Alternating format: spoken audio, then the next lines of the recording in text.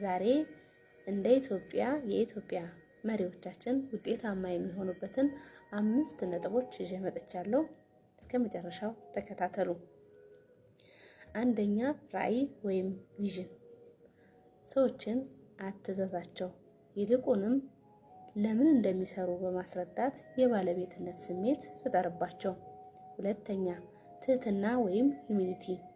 እውነተኛ መሪ ሁሉን የሚያውቅ ሳይሆን ሁሉንም በማዳመጥ ትክክለኛ መልስ የሚሰጥ ነው።